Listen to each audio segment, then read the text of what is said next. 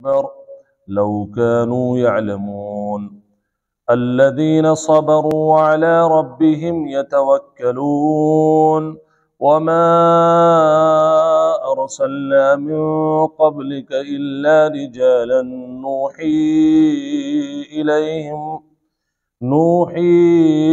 इलैहिम फस्अलू अहल ज़िक्र इन कुंतुम ला तअलमून बिलबय्यिनाति वज़्ज़ुबुर वअंज़लना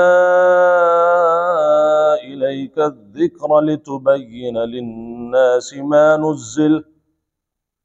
नुज़्ज़िल इलैहिम वलअल्लहुम यतफक्करून। सदक़ल्लाहुल अज़ीम। दुरूद शरीफ पढ़ना। अल्लाहुम्मा सल्लि अला मुहम्मद व अला आलि मुहम्मद कमा सल्लैता अला इब्राहीम व अला आलि इब्राहीम इन्नका हमीदुम मजीद। अल्लाहुम्मा बारिक अला मुहम्मद व अला आलि मुहम्मद कमा बारकता अला इब्राहीम व अला आलि इब्राहीम इन्नका हमीदुम मजीद। वल्लज़ीना हाजरू फिल्लाहि मिन बअदि मा ज़ुलिमू, और वो लोग जो हिजरत कर गए अल्लाह के लिए बाद इसके कि उनके ऊपर जुल्म किया गया, ताकि हम ठिकाना दें उनको दुनिया में बेहतरीन ठिकाना और आखिरत का अज्र बड़ा है। लौ कानू यअलमून, अगर वो लोग इस बात को जान लें। अल्लाह तबारक व तआला ने यहाँ उन लोगों का जिक्र फरमाया है जो अल्लाह के लिए घर को छोड़ देते हैं। अल्लाह के लिए घर को छोड़ना ये कितनी वजूहात से होता है। उलमा ने लिखा है तर्के वतन, किसी चीज से बचने के लिए 6 वजह से होता है आमतौर से। उनमें से बाज मर्तबा ये हिजरत जो फी सबीलिल्लाह है या हिजरत जो अल्लाह के लिए है, इनमें से बाज वजह वो हैं या बाज सूरतें वो हैं जिनमें हिजरत करना फर्ज है, आपको घर छोड़ना पड़ेगा। एक तो है दारुल कुफ्र से निकलना दारुल इस्लाम की तरफ। दारुल कुफ्र का क्या मतलब है कि वहां सब लोग काफिर हैं और कट्टर वाले काफिर हैं, यानी आपको नमाज नहीं पढ़ने देते, आपको ज़कात अदा नहीं करने देते, आप अगर कोई अपने दीनी दरसगाह कायम करना चाहे वो नहीं कायम करने देते। यानी हुकूमत भी उनकी है और हुकूमत इतनी जालिम है कि अगर मुसलमान अपने अराकीन पर या अपने जो इस्लाम के सुतून हैं उनके ऊपर अमल करना चाहे तो हुकूमत बिल्कुल इजाजत ना दे। ऐसी सूरत में इस दारुल कुफ्र से निकलना हर मुसलमान के लिए फर्ज हो जाता है। और अगर वहां नहीं निकला और वो ये समझ करके नमाजें छोड़ता रहा, बोले साहब हुकूमत काफिर है क्या करें, हुकूमत काफिर है क्या करें, तो ऐसी सूरत में वो जब तक जिंदा रहेगा उन तमाम आमाल को छोड़ने की वजह से गुनहगार होगा। जो अल्लाह ने हुक्म दिया उनको वो पूरा नहीं कर रहा। तो दारुल कुफ्र से लेकर दारुल इस्लाम तक हिजरत करना, पहली हिजरत तो ये हो गई हुकूमत के शर से बचने के लिए। दूसरी हिजरत दारुल बिदात से दारुल इस्लाम की तरफ। दारुल बिदात का मतलब कि जिस मोहल्ले में आप रह रहे हैं वहां पर सलफ सालेहीन को गालियां बकी जाती, उलमा को गालियां बकी जाती, बुजुर्गान दीन जो गुजर गए उनको गालियां बकी जाती हैं। यहां से निकल जाओ, नहीं मालूम कब यहां अल्लाह का अजाब आ जाए। अकाबिरीन उम्मत को, सलफ सालेहीन को सिर्फ इस बुनियाद पर कि उनका जो मनहज है, उनका जो तरीका है वो हमारी समझ में नहीं आ रहा है, इस बुनियाद पर आप अकाबिर उलमा को और सलफ सालेहीन को आप गाली बकेंगे। तो जिस मोहल्ले में गालियां बकी जाती हैं अकाबिरीन को, जिस मोहल्ले में गालियां बकी जाती हैं उलमा को, जिस मोहल्ले में गालियां बकी जाती हैं नाउजुबिल्लाह सहाबा इकराम को, कभी हजरत माविया रदी अल्लाह तआला अन्हु, कभी दीगर, इसमें सबसे पेश है अहले तशय्यो। हुक्म यह है ऐसे मोहल्ले से निकल करके आप चले जाइए। और अगर पूरा शहर है, शहर छोड़ दीजिए आप, क्योंकि आप तो समझदार हैं अगर वो नादान है तो, या वो अल्लाह के बागी हैं, आप तो अल्लाह के मुती और फरमा बरदान हैं। ऐसी जगह जहां सहाबा को, सलफ सालेहीन को गाली बकी जाती हो, वहां से हिजरत करना लाजमी है आपको। तीसरी हिजरत है जो बचने के लिए हिजरत की जाती है, अजियत लोग दे रहे हैं, तकलीफ दे रहे हैं, जिस्मानी अजियत। जिस्मानी अजियत क्या है? कोई भी आता है हाथ छोड़ देता है, किसी को कोई एहतराम ही नहीं, आपने हमारी बात नहीं मानी लिहाजा हाथ उठ गया। कभी बच्चों को पकड़ लिया, कभी घर पर हमला बोल दिया, मस्तूरात घर में है, मर्द कोई भी घर में नहीं है, उनका दिल आया वो अंदर घुसे, मारा पीटा, निकल करके चले गए। अगर ऐसे शहर में आप बसते हैं तो आप फौरन से पहले आप चाहे तो उस जगह से निकल सकते हैं। ये है जहां जिस्मानी आपको तकलीफ हो, वहां से आपके लिए हिजरत करना जायज है। यहां फर्ज नहीं है, यहां जायज है। आप अपनी इस्मत के हिफाजत के लिए यहां से कूच कर सकते हैं, इस मोहल्ले शहर से। एक हिजरत, चौथी हिजरत है अमराज की वजह से हिजरत। मर्ज हो गया और इंसान को तकलीफ है, बदन में तकलीफ है, और डॉक्टर ये कह रहा है कि भाई आपको जो है इस शहर से जाने की जरूरत है। मर्ज क्या है? मान लीजिए यहां रह रहा है, इलाज पूरा नहीं हो पा रहा है, यहां रह रहा है, डॉक्टर नहीं मिल पा रहे हैं, जो मर्ज है उसकी दवा नहीं मिल पा रही है, तो ऐसी सूरत में वो अपने लिए जहां अच्छा डॉक्टर हो, जहां अच्छा हकीम हो, वहां जाकर के रिहाइश इख्तियार कर सकता है, जायज है। इसमें एक शक्ल है, आपको जायज और नाजायज होने की इस सिलसिले में मैं आपको दो रिवायतें बताता हूं। एक तो तरीका यह है कि आप शहर में रह रहे हैं, आपको यहां आपके मर्ज के डॉक्टर नहीं मिल रहे, बार बार आप बीमार होते चले जा रहे हैं। लेकिन एक मसला यह है कि शहर में ये बात फैल गई है कोरोना है, आपने बोरिया बिस्तरा बांध लिया अपना, बोले साहब इस शहर में कोरोना, मैं नहीं रहूंगा, और आप चले जाते हैं वहां से। यह दुरुस्त नहीं है। हुक्म यह है मर्ज की बुनियाद पर, जिस शहर में आप रह रहे हैं, आपके रहते हुए वो मर्ज आया है, तो आपके लिए वहां से निकलना जायज नहीं है। और अगर आप उस शहर में अभी तक दाखिल नहीं हुए हैं और आपको पता चल गया उस शहर में एक वबाई मर्ज चल रहा है, तो आपके लिए वहां दाखिल होने की इजाजत नहीं है। ये बात समझ लीजिए आप। एक मर्तबा ऐसा हुआ, देखिए बीमारी की वजह से बाहर निकलना इनफरादी तौर पर, हुजूर पाक मोहम्मद रसूलुल्लाह सल्लल्लाहु अलैहि वसल्लम से मिलने के लिए चरवाहों की एक पूरी टीम आई। आप इस बात को जरा गौर से समझना। उन्हें बीमारी हो गई पेट की, बदन पीला पड़ गया, पेट फूलने लगा। हुजूर पाक मोहम्मद रसूलुल्लाह सल्लल्लाहु अलैहि वसल्लम के पास गए, अल्लाह के नबी हमें ये परेशानी आ रही है। आका ने फरमाया यहां से हटो और शहर के बाहर जंगल में चले जाओ, वहां जाकर के अपने खेमे गाड़ो। ये आप अलैहिस्सलातु वस्सलाम ने मरीज को हुक्म दिया है कि आप अभी मर्ज में हैं, शहर छोड़ दीजिए। लेकिन वह वबा आप नहीं थी, उस कबीले के लोगों को जो बाहर से आए थे उन्हें यह मर्ज हुआ था, और मर्ज की बुनियाद पर बहैसियत एक मुआलिज रसूल के आपने हुक्म दिया कि आप बाहर चले जाइए। इससे समझ में आया कि अगर कोई मरीज है, डॉक्टर कहे कि आपको शहर छोड़ना होगा, जायज है। दूसरी चीज यह है, एक मर्तबा हजरत उमर फारूक रजी अल्लाह तआला अन्हु शाम जा रहे थे, काफिला साथ में था, आपके जिहाद के लिए जा रहे थे गालिबन। वहां जाने से पहले, बॉर्डर क्रॉस करने से पहले, बॉर्डर पर आपको यह इत्तला मिली कि इस जगह पर ताउन फैल गया है, जो पहले एक बीमारी हुआ करती थी जिसमें दस्त आते थे और बहुत सारे अमवात एक साथ हुआ करते थे, ताउन फैल गया है यहां पर। हजरत उमर फारूक रज़ी अल्लाह तआला अन्हु ने नबी की सुन्नत अदा करते हुए लोगों से मशवरा किया, और आपकी एक राय हो रही थी कि चलो जो अल्लाह चाहेगा वही तो होगा। लोगों ने कहा कि आप ऐसा ना करें, हमारी राय यह है कि वापस चला जाए। हजरत उमर फारूक रज़ी अल्लाह तआला, पहाड़ जैसा ईमान, लेकिन आप इस पहाड़ जैसे ईमान में भी आप ये देखें मशवरा हो रहा है, अपने ऊपर कोई एतमाद नहीं। क्योंकि अगर रसूलुल्लाह सल्लल्लाहु अलैहि वसल्लम की कोई हदीस आ जाती है तो उमर की कोई वैल्यू नहीं, उमर की राय की भी कोई वैल्यू नहीं। यह है ईमान।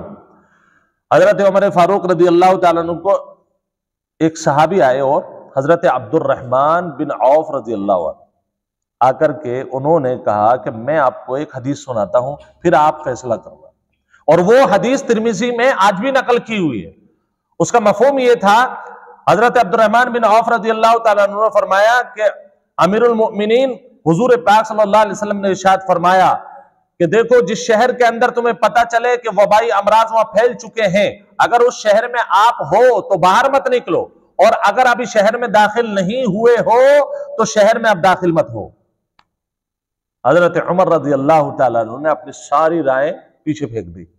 बोले अब सारा काफिला वापसी की तैयारी करो, इसलिए कि आका का फरमान सामने आ गया।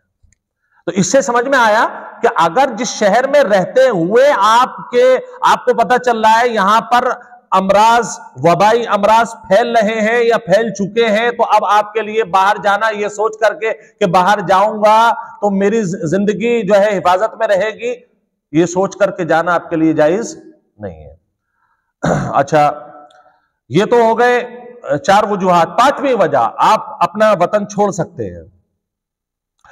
हवा का सूट ना करना, यह अमराज की ही शक्ल में से एक है, हवा का सूट ना करना।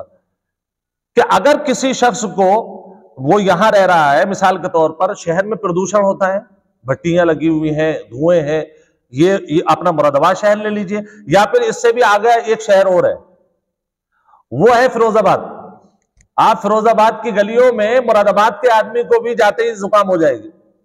वजह यह है कि वहां जो चूड़ियों का काम होता है, कारखाने घर घर में लगे हुए हैं, बड़ी खतरनाक स्मेल है उसकी। हुजूर पाक सल्लल्लाहु अलैहि वसल्लम की शरीयत हमें यह बताती है कि अगर किसी शख्स को हवा सूट नहीं कर रही है तो वो अपना वतन छोड़ करके दूसरे शहर में जा सकता है, कोई इसको रोकेगा नहीं कि साहब आप क्यों सिर्फ धुएं की वजह से आप छोड़ करके जा रहे हैं, ये तो गलत है। नहीं साहब, शरीयत ने इजाजत दी। इसकी दलील हजरत उमर फारूक रज़ियल्लाहु तआला अन्हु के दौर में उर्दुन में दारुल हुकूमत कायम थी, यानी कैपिटल जो थी उर्दुन, जो इस वक्त मौजूद है। वहां से शिकायत आई कि वहां लोगों को वहां की आबो हवा सूट नहीं कर रही। हजरत उमर फारूक रज़ियल्लाहु तआला अन्हु ने एक परवाना लिखा, उसके अंदर जो वहां का अमीर ठहराया था उनको लिखा कि भाई वहां से दारुल खिलाफा उठा करके ले जाइए आप, और वहां से अपनी कैपिटल उठा करके ले जाइए, और सतह मुर्तफा कहीं बुलंद जगह पर जाकर के अपनी हुकूमत का कैपिटल बनाइए, क्योंकि यहां लोगों को आबो हवा सूट नहीं कर रहे। इससे पता चला अगर किसी शहर में आप रहने की कोशिश कर रहे हैं या जहां पैदा हुए वहां की हवा, आबो हवा आपको सूट नहीं कर रही, आपका जी चाहता है कि मैं जो है ताजपुर में जाऊं, आपका जी चाहता है कि मैं यहां से छोड़ करके मधुबनी जाऊं, आप चले जाइए, कोई परेशानी वाली बात नहीं है। आपको ये कहकर के कोई नहीं रोक सकता है कि साहब आप सिर्फ आबो हवा की वजह से जा रहे हैं, आबो हवा तो अल्लाह ने पैदा की है। नहीं साहब, अल्लाह ने पैदा की है, अल्लाह के दीन ने ही इजाजत दी है। आपको अल्लाह ने पैसा दिया, अच्छी जगह जाकर के आप अपना मकान बना सकते हैं। अब उनमें से एक वजह और है, और वो है माल की हिफाजत। माल की हिफाजत की वजह से भी आप अपने वतन को छोड़ सकते हैं। क्या है? मिसाल के तौर पर कुछ गुंडा राज आजकल चल रहा है ना लोगों के अंदर, इलाकों में जाकर के देखिए, जहां जिसकी गुंडागर्दी चल रही है। एक दौर तो पहला था, अगर किसी साहब ने यहां ऐलान कर दिया कि मुझसे बड़ा डाकू कोई नहीं है, तो सब उससे डर रहे हैं। उसके पंटर आते हैं, आकर के आपका गेट खोलते हैं, जो सामान चाहिए होता ले जाते हैं। अगर किसी ऐसे मोहल्ले में आपकी रिहाइश हो गई है जहां लोग आपके घर में घुस करके चोरी कर लेने, पता चला कि आप सो रहे हैं, आपका शटर उठा करके वो सामान ले गया। रात ही में देख रहा था, आवाज आ रही थी 2:30 बजे 2 बजे के करीब, हमारे आसिफ भाई किसी को सख्त कर रहे थे, वो शटर के नीचे से कुछ चोरी करने की कोशिश कर रहा था। तो ये तो कभी कभी की बात है, लेकिन अगर कोई मोहल्ला ऐसा है वहां आपने साइकिल छोड़ी गायब, मोटरसाइकिल छोड़ी गायब, आपने ये देखा थोड़ी देर के लिए आप अपने किसी रिलेशन में रिश्तेदार के यहाँ चले गए, पता चला उसने शटर तोड़ा, आपके घर का ताला तोड़ा, सामान गायब, जिससे पूछ रहे हैं वो उल्टा जवाब दे रहा है। अगर ऐसे चोरों के मोहल्ले में आपकी रिहाइश हो गई है, आप छोड़ करके जा सकते हैं कि साहब मुझे अपने माल की हिफाजत करनी है। ये 6 वजह है जिसकी वजह से आप अपने घर को छोड़ करके दूसरे शहर में अपना मकान बना सकते हैं। अब अल्लाह ने फरमाया वल्लदीना हाजरू, और वो लोग जिन्होंने घर छोड़ा अल्लाह के वास्ते, यहां तो अल्लाह का वास्ता है ना, माल किसका दिया हुआ? अल्लाह का दिया हुआ है। ये जो मैंने 6 कैटेगरी बताई है, आप इसमें ये ना समझे कि सिर्फ और सिर्फ आप अल्लाह के लिए, मतलब जिहाद के लिए या हज सफर हज के लिए आप घर को छोड़ सकते हैं, नहीं। अल्लाह के लिए किसी ने, वो लोग जिन्होंने छोड़ा अल्लाह के लिए, मिम्बा दी मा जुलिमु, बाद इसके कि उनके ऊपर जुल्म ढाया गया, माल को बर्बाद किया गया, इज्जत और आबरू से खेला गया। फरमाया कि तुम घर छोड़ दो, तुम्हें अच्छा घर देने की जिम्मेदारी अल्लाह की है। समझ रहे हैं आप? अगर अल्लाह के लिए आपने किसी ऐसे तरक्की याफ्ता मुल्क या शहर को छोड़ा जिसमें आपने देखा मुझे नमाज नहीं मिल रही, मैं नहीं रुकूंगा यार, आपको लगा कि यहां लोग इज्जत और आबरू को जानते नहीं है, मैं नहीं रुकूंगा यहां पर। अल्लाह फरमा रहा है तुम निकल जाओ, अच्छी जगह इंतजाम करना हमारी जिम्मेदारी है। समझ रहे हैं आप? अल्लाह कितना प्यार करता है हमसे, आप अंदाजा नहीं लगा सकते हैं। ये अब आप कहें कि ये महसूस क्यों नहीं हो रहा? देखिए, आपके अंदर जो जज्बात हैं वो कभी महसूस होते हैं? आमाल तो महसूस किए जा सकते हैं, लेकिन जो अंदर जज्बात है वो महसूस नहीं होते। अल्लाह की कुदरत जो अल्लाह दिखाना चाहता है या जिसका वादा किया है, वो कोई इसकी शक्ल बनी हुई नहीं है। आप अमल शुरू कीजिए, अल्लाह की नुसरत आना शुरू हो जाएगी। ये है। अब आगे आयत अल्लाह फरमाता है, यहां पर भी अगर अल्लाह के लिए किसी ने घर छोड़ा तो यहां पर भी अच्छा ठिकाना दूंगा, वला अज्रुल आखिरती अकबर, और आखिरत का बदला तो उससे भी बड़ा है। लौ कानू यअलमून, अगर लोग जान लेते। बहुत सारे लोग, अच्छा मुझे एक वाकया याद आ रहा है, एक लेडी घर पर आई थी हमारे, जो दिल्ली में रिहाइश है उनकी, कौन सा इलाका है, नमाज पढ़ते हैं, बोले नमाज नहीं हो पाती। क्यों? बोले अजान ही नहीं होती, आती है, वहां कोई आवाज ही नहीं आती है। दिल्ली इतना बड़ा शहर, हजारों मस्जिद है, हो सकता है भाई हम तो दिल्ली को इतना जानते नहीं। अल्लाह ने आज बता दिया, अगर ऐसी जगह जहां आपके कानों में अल्लाह की अजान नहीं आती, उस मोहल्ले में रहने की आपको इजाजत नहीं है। ये हिंदुओं के मोहल्ले को पसंद करना कि साहब वहां पर सुकून बहुत होता है, ये बेवकूफी और नादानी की बात है। सबसे पहले घर जहां तलाश करने जा रहे हैं, सबसे पहले आप ये देखिए मस्जिद कितनी दूर है। सहाबा ने हमें इस बात को सिखाया, जहां वो रहे घर बाद में बना, पहले अल्लाह का घर बना। यह है मुसलमान की पहचान। अल्लज़ीना सबरू अला रब्बिहिम यतवक्कलून, वो लोग जिन्होंने सब्र किया, वो अला रब्बिहिम, और अपने रब पर तवक्कुल किया, वो लोग जिन्होंने सब्र किया, जो साबित कदम रहे और अपने रब पर भरोसा रखते हैं। ठीक है साहब, उनके साथ अल्लाह की नुसरत और मदद होती है। वमा अरसलना मिन क़ब्लिका इल्ला रिजालन नूही, यहां से अल्लाह ताला ने, देखिए कई औरतें ऐसी गुजरी हैं दुनिया में कि जिन्होंने बावजूद औरत होने की नबूवत का दावा कर दिया। देखिए अल्लाह फरमाता है वमा अरसलना, और हमने आपसे पहले नहीं भेजा किसी रसूल को, इल्ला रिजालन, मगर मर्दों में से। रिजालन, रजुलन की जमा रिजाल है, इसका मतलब है मर्द। थोड़ी नींद से ऊपर आ जाइए, नींद वींद तो नहीं आ रही है हमें? ये नींद भी बड़ी खतरनाक चीज है। बिस्तर पे लेटते हैं तो आती नहीं, और कुरान सुनते हैं तो जाती नहीं। तो कोशिश करें कि नींद ना आए, जितनी देर भी सुने, 2-4 मिनट और है तुलू आफ्ताब में। अल्लज़ीना सबरू अला रब्बिहिम यतवक्कलून, वो लोग जो साबित कदम रहे और अपने रब पर भरोसा किया। वमा अरसलना मिन क़ब्लिका इल्ला रिजालन, और हमने आपसे पहले किसी रसूल को नहीं भेजा, इल्ला रिजालन, मगर मर्दों में से। नूही इलैहिम, हम उसकी तरफ वही करते हैं, उनकी तरफ वही करते हैं। फसअलू अहल ज़िक्र इन कुंतुम ला तअलमून, चुनांचे पूछो अहले जिक्र से, अहले जिक्र से यानी अहले इल्म से, अगर तुम नहीं जानते हो। देखिए यहां मैं आपको थोड़ी सी तशरीह करना चाहूंगा। एक बात तो मैंने आपको यह बताई कि जब भी अल्लाह ने रसूल बनाया तो किस में से बनाया? हजरत मरियम किसकी वालिदा है? हजरत ईसा अलैहिस्सलाम की।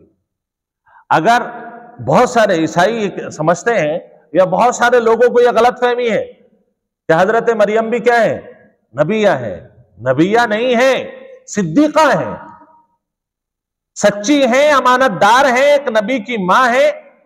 आप क्या नबी की मां होना कम बड़ा मर्तबा समझ रहे हैं? आप इस बात पर क्यों तुले हुए हैं कि नबी की मां नबी ही होनी चाहिए? आप इस बात पर क्यों तुले हुए हैं कि आलिम की मां आलिमा ही होनी चाहिए? वेल्डर की मां फिर क्या वेल्डिंग करने वाली होनी चाहिए? नहीं समझ रहे आप? मां के लिए मर्तबा जो मिला अल्लाह की तरफ से, वो इज्जत जो मिली, उस इज्जत का तरीका सिर्फ नबिया होना नहीं है। नबी की मां होना, नबी की बहन होना, नबी की जौजा होना, ये सारी चीजें इज्जत और एहतराम वाली हैं। हजरत मरियम एक नबी की वालिदा है, लेकिन नबिया नहीं है। क्यों? इसलिए कि कुरान ने वाज़ेह कर दिया कि हमने किसी आदमी को नबी, किसी औरत को नबिया नहीं बनाया। अब यहां एक लफ्ज है फसअलू, पूछो अहले जिक्र से। बाज़ उलमा ने फरमाया जिक्र से मुराद तौरात है, इंजील है। मतलब जो लोग इंजील और तौरात के मानने वाले थे, वो क्या करते थे? रसूलुल्लाह सल्लल्लाहु अलैहि वसल्लम के बारे में खुद कयास आराइयां करते थे, ये नबी है या नहीं है, ये रसूल है या नहीं। अरे भाई, ये काम आपका है? किसी को रसूल परखना, किसी को नबी परखना, किसी का इल्म परखना, आप अब तक छिलाई करते चले आए हैं। आपको क्या पता कि ये आलिम क्या है और क्या नहीं है? फरमाया कि मेरे नबी को तोलने के लिए अपने उलमा के पास जाओ, तुम्हें पता चलेगा कि मेरा नबी कितना सच्चा है, मेरा रसूल कितना सच्चा है। अहले जिक्र से पूछो। अब यहां पर अब अपनी उम्मत की बात कर लेते हैं। बहुत सारे लोग मिसाल के तौर पर तकलीद जो है, तकलीद, किसी को फॉलो करना, कल्लद तकलीद, एक पट्टा डाल देना, किसी को फॉलो करना। हमारे यहां जो एक तबका है जिसको हम अहले हदीस कहते हैं, तो ये ब्रादरान अहले हदीस जो है, इनका मानना यह है कि हर आदमी कुरान खोल करके खुद मुताला करे, हदीस खोल करके खुद मुताला करे, वो किसी आलिम के पास या किसी आलिम की तहकीक को ना माने। अब मैं आपको इसका खुलासा बताता हूं। देखिए, एक आदमी है गैर आलिम और इधर है आलिम। गैर आलिम ने पूरी जिंदगी अपने बच्चों की कमाई के लिए गुजार दी। उसे कुछ नहीं पता ना ABCD, उसे कुछ नहीं पता अलिफ से या तक। बाज वो हैं जिन्होंने बेचारों ने कुरान भी नहीं सीखा। अब आप उनसे ये बात कह रहे हैं कि नहीं जी, आपको किसी इमाम अबू हनीफा, इमाम अहमद बिन हंबल और दीगर उलमा को मानने की जरूरत नहीं है। आपको तो अल्लाह ने खुद इतनी सलाहियत दी है कि आप कुरान खोलिए, तर्जुमा पढ़िए, अपने मसले खुद हल कीजिए। भाई, फिर तो किसी आदमी को किसी की जरूरत ही नहीं पड़ेगी। अगर हर काम हर आदमी करने लगे तो जितने भी मार्केट में दुकानें, वो सब के सब क्या हो जाएंगी? बंद हो जाएंगी। और फिर ना अहल आदमी जब किसी चीज में घुस करने की कोशिश करता है तो सिर्फ उस बिल्डिंग को तबाह और बर्बाद ही करता है वो। अल्लाह ये फरमा रहा है कि देखो, अगर तुमने इल्म नहीं सीखा है तो कोई गलत बात नहीं है। अभी तक आप जो अहले जिक्र लोग हैं, यानी उलमा हैं, आप अपना राब्ता उनसे कायम कीजिए, ये अल्लाह कह रहा है। क्योंकि अगर आप गंजे के हाथ में नाखून हो और उसे कद्र मालूम ना हो, तो कहावत क्या है? गंजे के हाथ में अगर नाखून हो तो वो गंज में से खून निकाल देता है। आपने नाअहल के हाथ में कुरान दे दिया, जिसे कुरान के अल्फाज तक पढ़ना नहीं आते थे, आपने कह दिया मसले इस्तेमाल करो इससे। अब उसका क्या करेगा हूं? सारे उलमा को तो पहले गाली बकेगा, क्योंकि एक आयत उसके समझ में आ जाएगी। इसका मतलब यह है कि अगर किसी नावाकिफ आदमी ने उलमा को गाली बकने के बाद कुरान हाथ में ले लिया, यकीनन उसका ईमान भी सलामत नहीं रहेगा, क्योंकि वो उसे जानता ही नहीं है। दूसरी बात, यहां तक के आलिम दो तरह के, एक आलिम वो है जो नॉर्मल आलिम है, एक आलिम वो है जिसका तहकीक बहुत ऊंची है। यहां तक के बाज मसाइल तो वो है। अब इन उलमा के लिए आप सुने, ये जो उलमा है जो किताब और सुन्नत से जो नुसूस हैं, जिनके बारे में अल्लाह ने डायरेक्ट वही नाजिल फरमा दी, जिन मसाइल के बारे में हुजूर पाक सल्लल्लाहु अलैहि वसल्लम ने वाज़े अंदाज में फरमा दिया, तो ये जो नॉर्मल आलिम है, ये इन नुसूस पर तो अमल खुद करेगा। लेकिन वो मसले जिनमें इख्तलाफ हो गया सहाबा में, सहाबा के दरमियान इल्मी इख्तलाफ है, हो सकता है भाई, ऐसी सूरत में नॉर्मल आलिम को भी हुक्म है कि जो आपसे बड़े मुहक्किक उलमा हैं, उनकी तहकीक को देखिए आप, और देखने के बाद जो आपको करीने कयास लगे उसको आप फॉलो कीजिए, करना पड़ेगा आपको। अगर आप ये कहें कि साहब मुझसे तो इल्म आता है, मैं किसी को नहीं समझूंगा, तो आप गलती कर जाएंगे। तो आपका ये कह देना कि हर एक नावाकिफ आदमी के हाथ में कुरान और हदीस आप दे देंगे, अल्लाह मना फरमा रहा है। फस्अलू अहल जिक्री, आपको हर हाल में आलिमों के पास जाना पड़ेगा, उनसे पूछना पड़ेगा अगर तुम नहीं जानते हो। बिल बैयिनाति वज़्ज़ुबुर, बहुत सारे मौजज़ात, बैयिनात से मुराद मौजज़ात निशानियों के साथ और सहीफों और वर्कों के साथ, व अंज़लना इलैका ज़िक्र लितुबय्यिना लिन्नास, और हमने नाजिल किया है आपकी तरफ जिक्र यानी कुरान करीम, ताकि आप लोगों के सामने उस चीज को वाज़े कर दें, मा नुज़्ज़िला इलैहिम, जो उनकी तरफ नाजिल की गई है, व लअल्लहुम यतफक्करून, ताकि वो लोग फिक्र करें, गौर करें। गौर फिक्र करने से अल्लाह के मौजज़ात में, अल्लाह के सहीफों में, अल्लाह की कुरान की आयतों में जब वो गौर व खौज करेंगे तो उन्हें उनका रब मिल जाएगा। टाइम हो गया ना।